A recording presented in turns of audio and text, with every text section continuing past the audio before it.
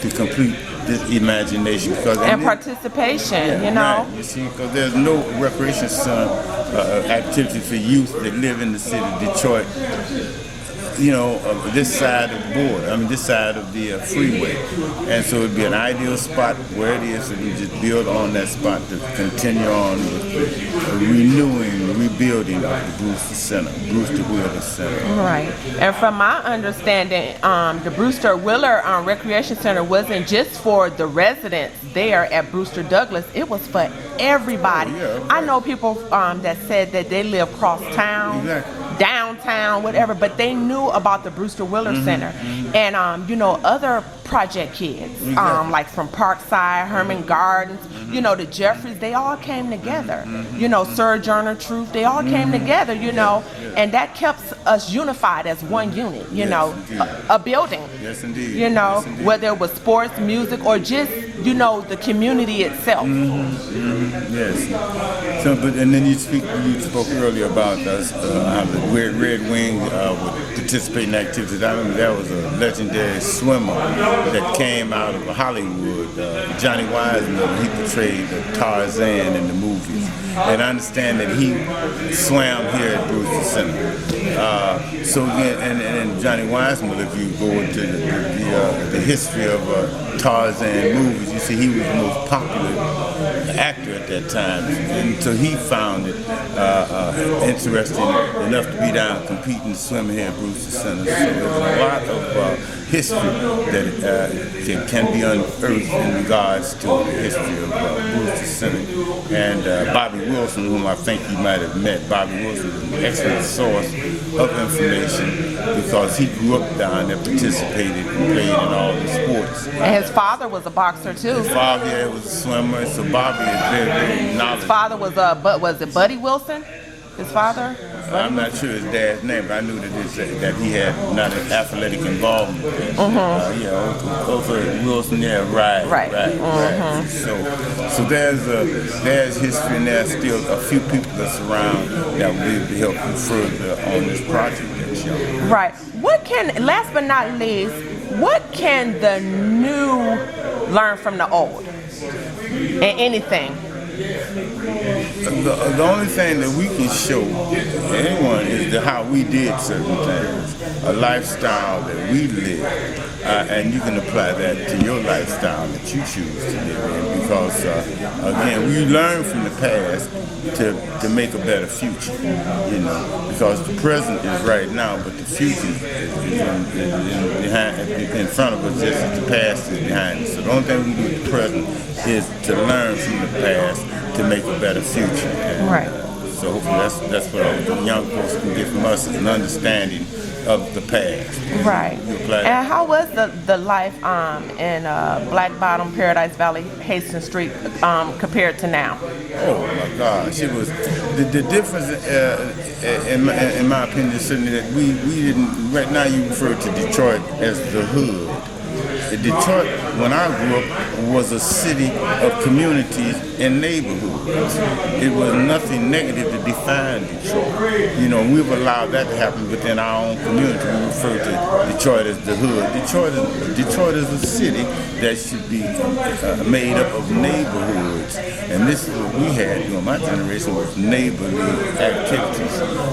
If you were friends with a fellow that lived across the street from you, you became a part of a nuclear family. You know, the family extended house to house, street to street, and so that's the difference. Unlike now, you know, you got people that don't speak to one another, you know, are very hostile toward one another.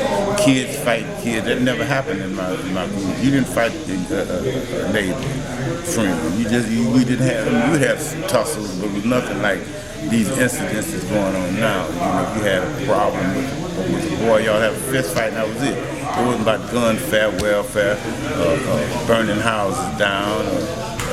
The hostilities just didn't exist during my generation. It was all about the giving and the sharing, unlike now. You know. So again, it's an understanding that that how you mentally see yourself, this is how you actually will become. And if you have to walk around, with a frown on your face and looking for the next fight, you'll always find it, rather than looking for the next friend. If you go through life looking for friendship, you'll find that. But if you go through life expecting hostility and acting in a hostile way, that's why it's going to be. Right, but if you had an opportunity to go back in that era, Hastings Street, Paradise Valley, Black Bottom, would you?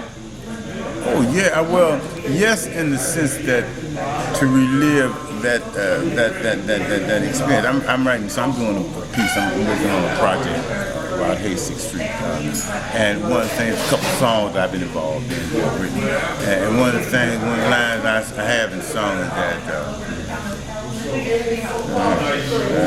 The best days I had was then making boyhood memories along Hastings Street. Because back then I was a paper boy. My dad died when I was 2. So by the time I turned 12 in our community of boys growing up in Detroit, when we turned 12, we were expected to get paper routes. And this is what we did. Once you got your paper route, well then you became the early stages of manhood, because in my mother's house, my mother she wasn't working. And so when I got 12 and got a paper route, I started buying my own clothes. Expected that I started working in June, getting ready to go to school in September. Then you go downtown, you put something in the layaway, and you paid. It wasn't right now, it's not instant gratification. We had a realization about we had to work and earn things and build things, and that's how we did it, through layaway. We didn't have to have all the money. Now it's about right now. So when I turned 12 and got my first paper route, then it was all over. And I was expected to have contests as paper boys during the holidays, Christmas and Thanksgiving. We'd have to go out and recruit customers, and if we recruit so many customers, we could earn a ham or a turkey based on how many. So it was an incentive for us to get out there and hustle. We had to go knock door to door trying to get new customers. And if we didn't do that in my household, if I didn't get enough customers, then I had to buy it. I had to go because I was getting $1, $2, whatever a week. So fine, you go and so you had to go on and put money in the pocket and buy it. That was my responsibility. When I turned 12 or 13, you had to go to contribute. Wow. So it was. But it did you some good, huh? No question. And my son, when I had my son growing up, he couldn't do that. But my thing was trying to get him a paper route. It's about not being dependent on me. It's unheard of. You turned 18, you was out the house. Right. Not like now. You got young guys, 25, 30 years old, still living with their mama. Mama boys, because we were programmed to be men earlier than these boys are programmed to be lame boys. Same with the females. Exactly, You had them in that kitchen. You had them cleaning. Exactly. You had them, something dealing with watching their sisters and brothers. Clean the house. Yeah. But the genie's out the bottle now, and growing up for me then versus now is we didn't have, say, welfare. And welfare in my opinion, one of the things that really affected us as a community very negatively, because it should have been like it is versus somewhat now. It's limited. It's not. It became a profession for too many women.